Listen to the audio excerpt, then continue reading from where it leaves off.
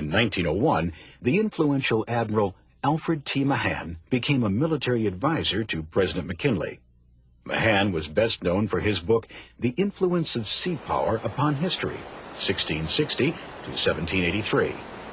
In it, he illustrated how a nation's power is directly related to its naval might.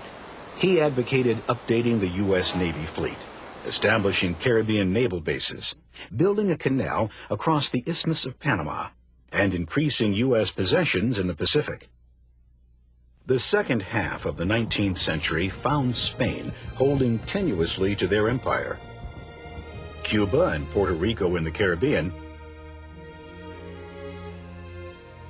the Philippines and Guam in the Pacific. Meanwhile, in the U.S., the expansionist mood was at a fever pitch, with U.S. investments in Cuban sugar and mining industries steadily rising. In 1870, young Cuban José Martí had his first success as a rebel. He penned a patriotic poem against Spanish rule. The poem angered the Spanish government in Cuba so much, they jailed Martí for 4 months and sent him into exile. Unthwarted, Martí continued his political writing, calling for Cuban independence. It is terrible to speak of you, liberty, for one who lives without you. A wild beast does not bend its knee before its tamer with greater fury. His tenacious spirit provided the Cuban people a national hero and hope of ending colonial rule.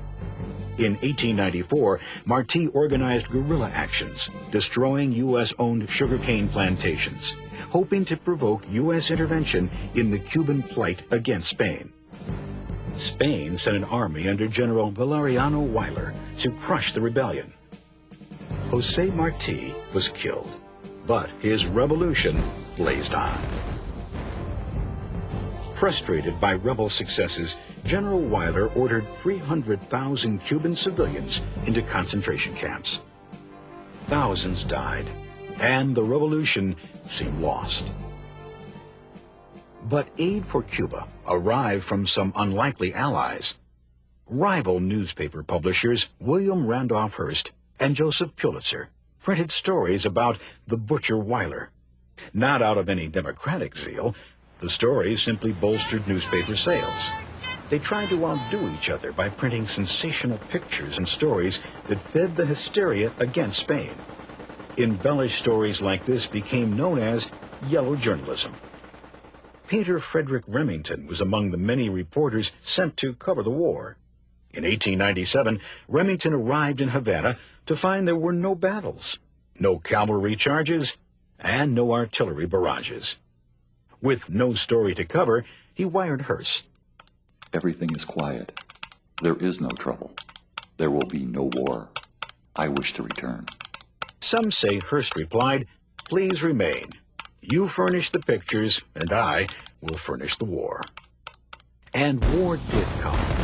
On January 25, 1898, the USS Maine steamed into Havana Harbor. Outwardly, its mission was to help quell the conflict between the Cubans and Spanish. On February 15, 1898, Captain Charles Sigsbee was in his cabin after dinner. His crew was below decks. Suddenly, an explosion ripped through the underbelly of the Maine, killing 266 men. The American headline screamed, "It was a Spanish mine." "Remember the Maine" became a rallying cry as the American public was whipped into a frenzy. While the U.S. Congress prepared a declaration of war against Spain, forces were deployed to the Caribbean and the Pacific. Anti-expansionists protested loudly. They believed the U.S. was in danger of becoming an imperialist nation. U.S. Navy warships moved in to blockade the harbor of Havana, Cuba's capital. And President McKinley issued a call for 125,000 volunteers. Infuriated, Spain declared war on the U.S. 2 days later, on April 25th, the U.S. reciprocated. On the other side of the world, in the Pacific, Commodore George Dewey received orders to seek the Spanish fleet and capture or destroy it. The Philippines had been oppressed by the Spanish crown for more than 400 years, provoking many revolutions. When the U.S. declared war on Spain, Filipino rebel Emilio Aguinaldo saw a way for the Philippines to achieve independence. On May 1st, Dewey surprised the Spanish fleet in Manila Bay and sank all 10 Spanish ships. During the next 3 months, some 11,000 U.S. troops joined with the Filipino rebels to defeat the Spanish. Aguinaldo declared Philippine independence on June 12th. With the Philippines seemingly under control, U.S. troops moved on to capture Guam. Meanwhile, back in the Caribbean, the 9th Cavalry, a unit of African-American soldiers, arrived in Cuba. They found the Army quartermasters totally unprepared for the thousands of troops pouring in. Equipment was disorganized. They were issued woolen uniforms in the tropical heat. Both black and white soldiers were forced to live in unsanitary conditions with poor rations. Diseases such as yellow fever broke out, and thousands were hospitalized. Of the 5,400 deaths in the Cuban campaign, only 379 were the result of combat. Teddy Roosevelt quit his desk job as Secretary of the Navy and became second in command of a volunteer regiment called the Rough Riders. They were a motley crew of some 1,200 men, including socially prominent, cowboys, musicians, and clerks. In a critical battle, Teddy Roosevelt led the Rough Riders on a charge up Kettle Hill. They came under heavy fire, but were aided by the 2 regiments of African-American soldiers. They sacked Kettle Hill, but at great cost. What a sight was presented as I recrossed the flat in front of San Juan. The dead and wounded soldier.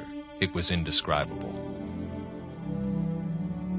In short order, the U.S. captured San Juan Hill and seized the Spanish fort, while destroying Cuban ships in the Straits of Havana.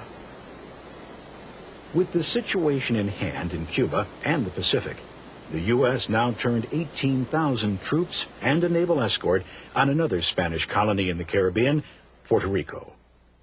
They landed at Guanica Bay, but before they could reach the capital city, Spain agreed to sign a peace treaty with the United States, putting an end to all military hostilities.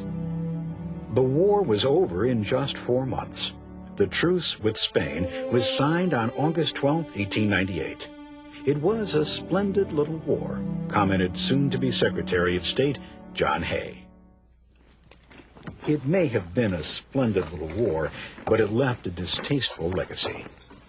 On December 10, 1898, the Treaty of Paris was signed, giving the United States the right to occupy Cuba with full control over Puerto Rico, Guam, and the Philippines. In the Philippines, Emilio Aguinaldo and his supporters were angered as one colonial power was replaced with another.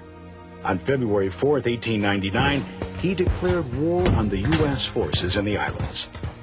It was a brutal war of massacre and torture, with U.S. forces taking on an ugly role, forcing Filipino civilians to live in areas where disease, hunger, and poor sanitation killed thousands, much as the Spanish under Butcher Weyler did in Cuba. In the end, more than 20,000 Filipino rebels and some 4,000 Americans were dead. At home, anti-imperialists complained that the war's purpose was to free Spain's colonies, but the result was the U.S. becoming an imperial power. The famed American writer Mark Twain sarcastically noted, "There must be 2 Americas, one that sets the captive free and one that takes the once captive's new freedom away." Ultimately, the U.S. Supreme Court decided how new territories would be handled. Puerto Rico became an incorporated territory, allowing Puerto Ricans to become U.S. citizens and the right to vote on statehood. On the other hand, the Philippines remained unincorporated. In 1902, Filipinos held elections for their House of Representatives, a first step on their long journey toward independence. While the Filipinos were struggling to gain independence in the Pacific, a similar battle was being waged in the Caribbean. In 1900, the Cubans wrote a constitution. Fearful that another country would dominate Cuban affairs, the U.S. Congress insisted that Cubans add provisions known as the Platt Amendment, which limited Cuba's rights to make treaties and permitted the U.S. to send troops into Cuba to keep order. Cuba became a protectorate of the United States.